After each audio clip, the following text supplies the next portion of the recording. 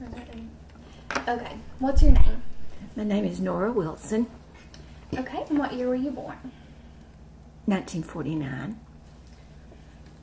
And where were you raised? I was raised in Etowah, Tennessee. Okay. And is that where your parents are from as well? Yes. From East Tennessee? Mm-hmm. And how many years of school did you get the chance to finish? I got my, including graduate school and all that, my license as an administrator, Everything. my master's degree, plus 45 more hours added onto that. So, Okay. Going back to high school a little bit, what was the first job after you left school? Like, including high school and then your first job after college? okay. In high school, I worked in a milling plant there in town. My mother thought that would be a good experience for me so that I would want to go on to college, and it was very, very hard work. But I worked there for 2 years, but I actually started working when I was in 8th grade at the local drugstore, and I worked there till I was till my junior year in high school, and that's when in the summer I started working at the plant. And I worked there through college when I'd come home in the summer. Okay. And then did you start teaching right out of school, or did you do something before that? Got married and had one child and took a year with the child, and then I started teaching, and I've taught then for 38 years. Okay. Where was the first place that you lived?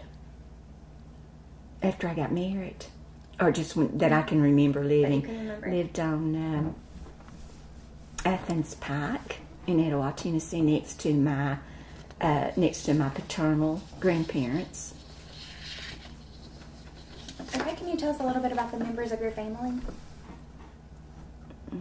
Your mom and dad and your siblings? I have 2 sisters, one older and one much younger, and my mother was a very, very hard worker, and she took most of the responsibility really for raising the family. And I think we had probably a difficult time, like financially, as a lot of people did at that time. My dad had a hard time finding a job and being able to keep it. And then when I was about 6th grade, he got a permanent job on the railroad, which was a big thing there in Etowah, the L&N Railroad. And that became his first permanent job. So up to that point, we had just rented, and we were actually able to get a house. And so that was a big thing for us, and actually able to get a car. So. Do you remember having like any specific rules when you were growing up? No, the main rule was that I just did exactly what they said for me to do the very first time. Okay. That was the rule. Did your family believe in spanking? My mother did, but my daddy didn't. My daddy was very, very outspoken about that mother was never to spank us, but she was one of those that would always say, "You just wait till your daddy goes to work." And then she dealt with the discipline, so. Some people say that you can raise a child without whipping them. Do you believe that, or did you? Oh, I absolutely believe you could raise one without whipping. It depends on the child. But I think you can establish a kind of environment in the home that would not necessarily, that wouldn't be necessary. Did you ever get blamed for something that you didn't do? No. I really don't think so. You were a really perfect child. Yeah, I was pretty good, to be honest. Now, the younger one was my younger sister. I was always just very quiet and very obedient and very serious. Okay, so was your family like church going? My mother was. What denomination? We went to a Church of God. It's called Church of God, and it was a little country church. And that's how my mother had been raised. And my dad had been raised a Methodist. And so there was a little bit of division there because his family was very, very strong Methodist, and then my mother went another direction. But my dad had never been a churchgoer. I mean, his family was, but he wasn't. But my mother was very, very faithful, and he didn't go, and he was not a Christian. But he stressed to Mother the need to take us to church. He wanted us to go, and I can just remember Mother's faithfulness. And sometimes when we were still living in town, we would. There was this real sweet family in the church that would come by every Sunday morning and pick us up because we didn't have a car. And so I guess I think of myself not necessarily as a bus rider, but I was somebody came by and picked us up. And so I've been forever thankful for that. Okay. Are the people who go to church, do you think they're like better than the people who don't? Or do you think that like it doesn't really matter? I don't know that necessarily just going to church makes you better, but a relationship with Christ makes you better. Yes. You know. Okay. So you guys are married, Mm-hmm. and We did get married, didn't we? What you keep telling me. so where did you guys meet? College. Yeah. When we went to college, to Lee College, down in Cleveland, Tennessee, and I prayed and prayed. I started praying when I was like 9 years old for God to send me a man a husband. I mean, that sounds crazy when you're 9 years old, but there were some problems within my family growing up between my mom and dad. And so I started praying so young that God would just send me somebody that would be very kind and very loving and a good Christian. And so I remember one day looking at the college there at the dorm, and I saw him walking over to come to the cafeteria. Is this true, Molly? And I said, I believe I would like to meet him. And I really was kind of shy, but I started every day. I would make sure I was in the line when he was coming across there so I could talk to him in the cafeteria line. And so we met, and he withdrew for a time, or went 1 year to UT. And I just thought, well, this is it. You know, we dated a little bit, and then he left. But then he came back the next year, and we just kind of, and he kept saying, will you marry me? And I would just kind of laugh about it, like, oh, no, you know. And then one day he said, you know, I really wish you would marry me. And I said, okay, let's get married this summer. And he was like, oh. Oh, goodness. So anyway, and it's been a wonderful 47 years. Oh my goodness. Yeah. Did you ever live with your in-laws after you got married? No. No. We stayed 1 week. It was that week. That's enough. And they ran us off. No, we were waiting for a house to become available. And Yeah. so, no. Okay.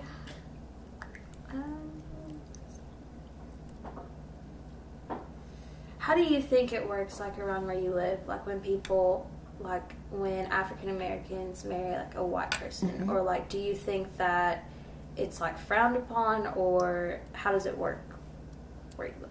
I don't know. Okay. If that question makes sense. Well, I mean, things have changed greatly within the past 10, 20 years. And I find it very interesting to even think how I have changed in that regard. Mm-hmm. Because, of course, I was raised during that time in the 60s when there was I can remember the first black student that came to our high school. And it was like everybody anticipated so much trouble, and everything was fine. But it was that was our first exposure to someone of a different race. And my dad had been very, very negative. He was very, very prejudiced, and was not afraid to say so. But I'm glad to say that I think I have evolved a lot, and you know, it's just becoming aware. Yeah. And getting to know people, and you just realize there's no difference. I mean, you know, I mean, we've all got that same heart, same blood, and God loves us all. Yeah. And so I'm glad that those things have changed. But I think I could truthfully say, I mean, if Molly came in and said she was going to marry someone that was from a different culture or a different race, I would like to think that I would think nothing about that. I mean, you know what I'm saying? Yeah. Now, people say that you say that because I'm Yeah. truly sad, and they say, yeah, you're saying that. But I remember a teacher I had in college, she said, this was the question she posed to some of us. She said, okay, what if when you leave tonight, you get on the elevator and you're on there and you're the only white person with 2 or 3 black men, how are you going to feel? Mm-hmm. And I thought I would be absolutely scared to death. Yeah. So, you want to stand back and say, oh, I'm not prejudiced, I have no feelings about, those kinds of things, but When it comes down that to it's it, there. I mean, when yeah. you've been raised that way, Yeah. it's very hard to get those voices out of your Yeah. mind. But the more I think it's just more opportunities to be around people of different cultures and different races, and then you slowly begin to, some of those things begin to dissolve somewhat. You talked about being in the elevator or whatever, and being scared or whatever. So, have you ever been in a situation where you felt like you were in serious danger, like near death?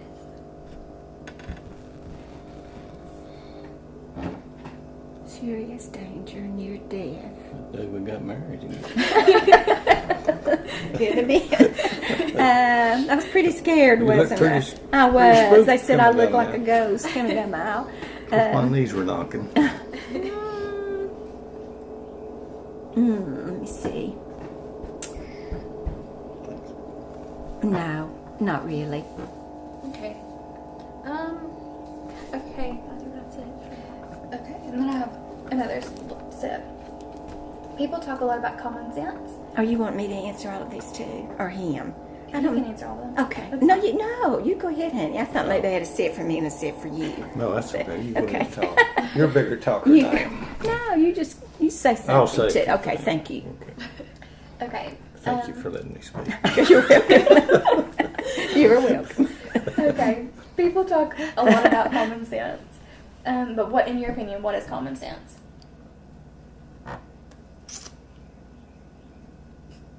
I don't know. It's knowing what to do in every situation, to me, is common sense. Do you think that most people have it or lack it? No. There's a lot of lacking. But there are a lot of people that do have common sense. Okay.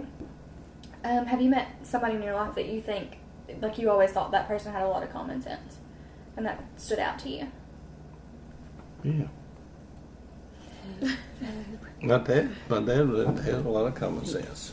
He really did. Do you think that as you get older, you get more? Yeah. I think you get wiser.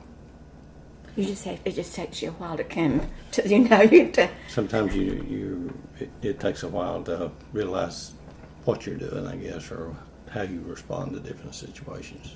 You don't worry about what people are going to think most of the time when you get older.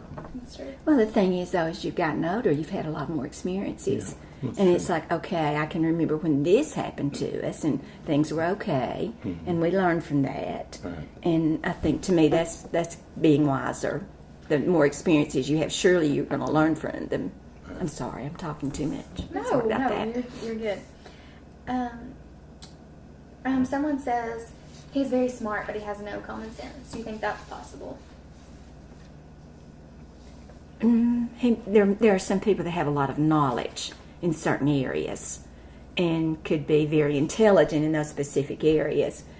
But to be able to make like a quick decision about something just pertaining to everyday life, and they might not be able to do that because they've been so absorbed in this, this gaining of like book knowledge. Does that make sense?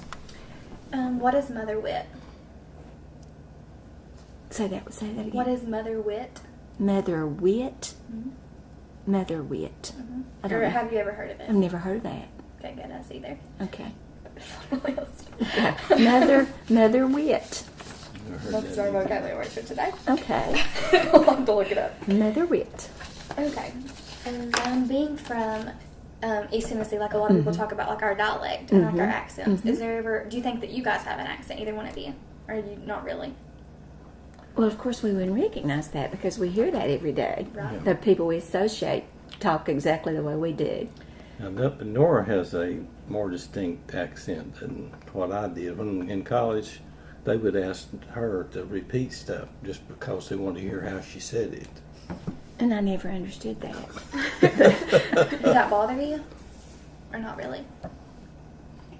I just couldn't quite understand why they were not understanding me But I did get that a lot, that I remember. They but understood then, you, but they just wanted to hear me again. say it, yeah. And they especially the kids that came from up north, they just thought that was amusing, you know, the way I talked. But then when I married Charles and I moved up here to the mountains, to this area, it took me quite a while to get used to some of the slang that was used. Yeah. Fetch and tote. Yeah. And then, What was, you know, when Marinelle kept Jeff and Jennifer, you know, when they were growing up, and I can remember it took me a long time to be able to understand what she was saying, because I would, one day I picked him up and she said, oh my gosh, she said, you're going to have to help me. She said, they've been fitting all day. And I do not have a clue what she meant.